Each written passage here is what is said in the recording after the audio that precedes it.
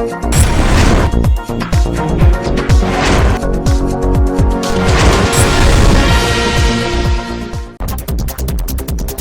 सदर बाजार के दिल्ली रोड पर बदमाशों ने एसबीआई के एटीएम को उखाड़कर पुलिस को दी चुनौती। बदमाशों ने सीसीटीवी कैमरा तोड़कर एसबीआई का एटीएम उखाड़ ले गए। एसपी सिटी ने जानकारी देते हुए बताया कि मुकदमा दर्ज कर लिया गया है, जल्द ही मामले का खुलासा कर दिया जाएगा। देखिए, ये कल देर रात की बात है।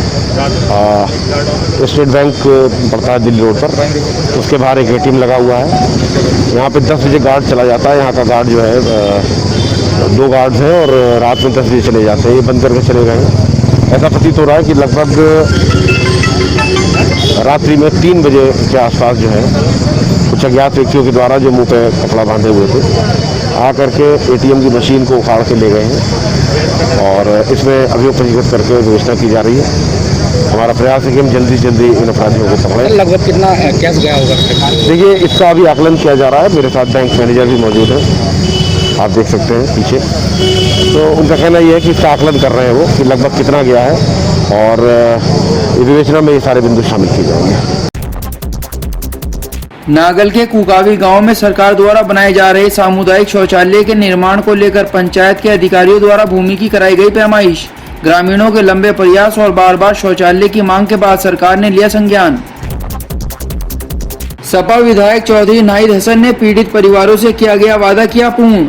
विधायक चौधरी नाहिद हसन स्वयं 25 पीड़ित परिवारों के लिए टीन शेड लेकर गांव में पहुंचे और पीड़ितों को घर बनवाकर देने की बात कही। मिर्जापुर के गांव ख्वासपुर में अचानक लगी आग से कई दर्जन परिवारों के आशियाने जलकर हो गए थे राख। एक सप्ताह पूर्व सांत्वना देने पहुंचे थे नाहिद, घर बनवाने का किया था वादा। सरसावा में साप्ताहिक बंदी बुधवार को होती है, पर अधिकांश दुकानें खोलते थे दुकानदार। लॉकडाउन में थाना अध्यक्ष ने सभी व्यापारियों से बात कर बाजार पूरी तरह बंद रखने की कही थी बात, जिसका असर भी हुआ। बाजार हुए बंद। मेडिकल एसोसिएशन ने दोपहर 1 बजे के बाद रखे अपने मेडिकल बंद। Republican party of India Athawale के सहारनपुर मंडल अध्यक्ष अरविंद मौर्य ने किसान व मजदूरों के सर्वहित बीमा योजना एवं पीड़ित को न्याय दिलाने के लिए दिया जिलाधिकारी को ज्ञापन। अरविंद मौर्य, सन्नी मौर्य, दीपक लांबा, सुशील लांबा, इंद्रराज, अश्वनी, कमलेश, ब्रजेश आदि मौजूद रहे। जो मुख्यमंत्री की किसान सर्वहित बीमा योजना जो पिछले उसमें चल रही थी पूर्व में, आज वो बंद कर दी गई है। लेकिन जो पिछले लगभग 2.5-3 साल से जो दावे आवेदन किए गए थे लोगों ने, उसमें क्या हुआ कि लोगों ने आवेदन तो कर दिए, लेकिन बीमा कंपनी ने अनैतिक कारण लगाकर उनके सभी दावों को निरस्त करते हुए उनकी धनराशि को रोकने का काम किया है। आज डीएम साहब ने उनकी बीमा कंपनी की मीटिंग करेंगे, यह आश्वासन दिया है और किसी भी लाभार्थी को निराश नहीं किया जाएगा, ऐसा आश्वासन उनको दिया गया है। बसपा सांसद हाजी फजलुर रहमान ने कहा, चीन धोखेबाज देश। भारतीय सेना को कमजोर समझने की गलती चीन को बहुत भारी पड़ेगी। भारत ने हमेशा अहिंसा का रास्ता अपनाया है, इसलिए प्रधानमंत्री को चाहिए कि वे इस मामले में ऑल पार्टी मीटिंग बुलाकर ठोस नीति व कूटनीति से मामले को हल करने का रास्ता निकालें। जैसा कि कल का वाक़या हुआ है, जिसमें लद्दाख बॉर्डर पर चीन ने हमारे नौजवानों को शहीद करने का काम किया, जिसमें 20 नौजवान शहीद हुए हैं, उसकी हम मजम्मत करते हैं और हम पूरी तरीके से अपनी फौज और इसके साथ साथ हिंदुस्तान के अवाम इस बात के तय करते हैं कि हर तरह का जवाब देने के लिए हम मिलजुल कर इस तरह के कदम उठाएं, जिससे चाइना को एहसास हो जाए कि जिस तरीके से उसने पिछली मर्तबा 1962 और 1967 में धोखा देने का काम किया, आइंदा इस बात का सबक ले ले कि फिर कभी भारत के साथ कोई ऐसी घटना न करे। आईआईए चेयरमैन रविंदर मिगलानी ने कहा, लॉकडाउन अवधि के दौरान उद्योगों से न वसूले जाएं विद्युत फिक्स चार्ज। डीएम को दिया ज्ञापन। हरजीत सिंह, प्रमोद सडाना, मंजीत सिंह, केआर सिंगल रहे मौजूद। जो बिजली के बिल आए हैं उसमें लॉकडाउन के पीरियड का फिक्स चार्जेस को वे ऑफ करने के लिए हमने ज्ञापन दिया है और हमारी रिक्वेस्ट है कि उसके पीरियड का लॉकडाउन का जो है वेव ऑफ किया, उसका फिक्स चार्जेस वेव ऑफ किए जाए और आगे फ्यूचर में भी कंजम्पशन के बेसिस पर बिल रेज किए जाए। क्या आश्वासन मिला आपको? उन्होंने आगे ये कहा कि हम आगे फॉरवर्ड कर देंगे। वैसे कल हमारी एक जोम पे मीटिंग भी अमर उजाला के चैनल के थ्रू वीडियो कॉन्फ्रेंस भी हुई है चीफ मिनिस्टर से, उनसे भी हमने ये रिक्वेस्ट करी है, तो उसके लिए उन्होंने आश्वासन दिया कि हम जो पॉसिबल वो करेंगे।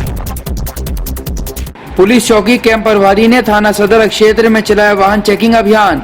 वाहन अधिनियम व मास्क न पहनने वालों के काटे गए चालान। अवैध खनन करने वाले माफियाओं पर लगाम कसने के लिए डीएम अखिलेश सिंह ने हरियाणा यूपी बॉर्डर पर लगाया पीएसी बल। अवैध खनन क्षेत्रों में देर शाम पीएसी हुई तैनात। माफियाओं में मचा हड़कंप। भट्टा मजदूरों को पंजाब से ला रहे ट्रक की पेड़ से टकराने से हुआ हादसा। बताया गया चालक नींद में था। 25 मजदूर सवार थे ट्रक में। नकुड़ पुलिस ने मजदूरों को पहुंचाया हॉस्पिटल।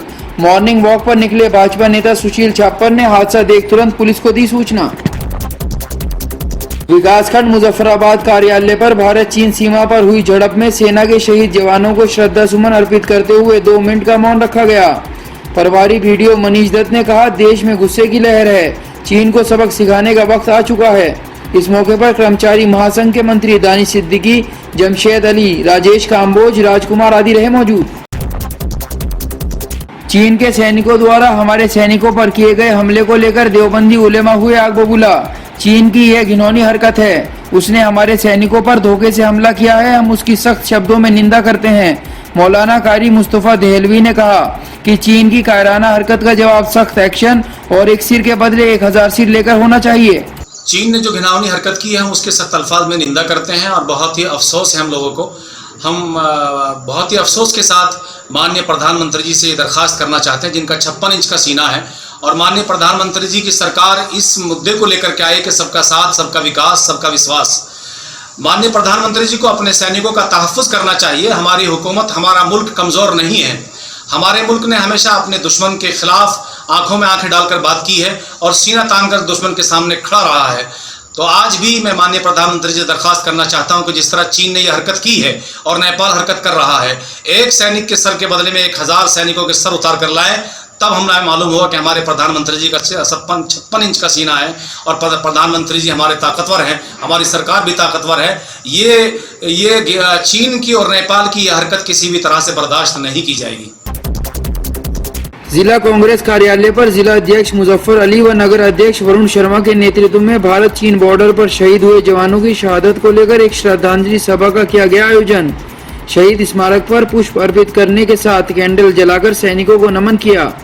श्रद्धांजलि सभा में विधायक मसूद अख्तर, विधायक नरेश सैनी, जावेद साबरी, शशि वालिया, नरेंद्र शर्मा आदि रहे मौजूद। सहारनपुर ट्रैफिक पुलिस में तैनात कांस्टेबल उपेंद्र तोमर ने फांसी के फंदे पर झूलकर मौत को लगाया गले।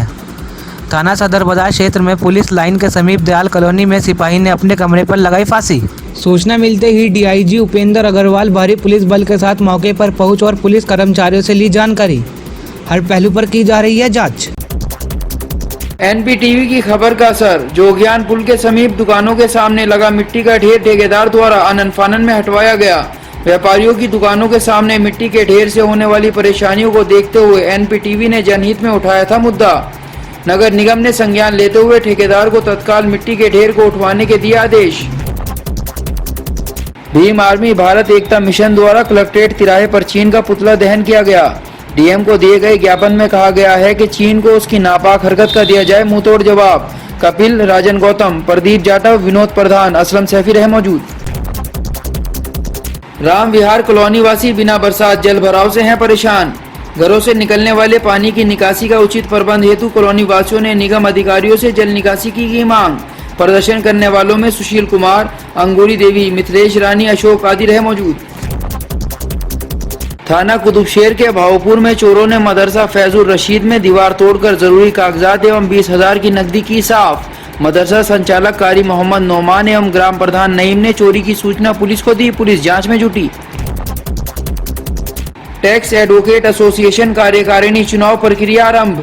नामांकन 17 जून से, चुनाव 4 जुलाई से होंगे। चुनाव अधिकारी जीपी गुप्ता व राजेश कुमार ने बताया, ऑनलाइन वोटिंग की सुविधा होगी, सामाजिक दूरी का रखा जाएगा ख्याल। एसएसपी दिनेश कुमार पी द्वारा विदाई समारोह का आयोजन कर एसपी ग्रामीण विद्यासागर मिश्र एवं सीओ द्वितीय मुकेश चंद्र मिश्र को भावभीनी विदाई दी गई। दिनेश कुमार पी ने दोनों अधिकारियों के उज्जवल भविष्य की कामना करते हुए उनके कार्यकाल को सेवा में समर्पित बताया। सरकार की गाइडलाइन के बाद नगर निगम द्वारा जनमंच में वेंडर्स और बैंक कर्मचारियों की मीटिंग का किया गया आयोजन। निगम द्वारा फुटपाथ पर रेडी लगाने वाले, सब्जी बेचने वाले, कपड़ा बेचने वाले लोगों के बनाए जाएंगे लाइसेंस। 10,000 रुपयों तक के लोन का भी कराया जा रहा है इंतजाम। मीटिंग में व्यापारी एकता व्यापार मंडल के प्रदेश अध्यक्ष, वेंडर्स कमेटी के सदस्य नदीम कुरैशी ने सरकार की योजना का किया स्वागत।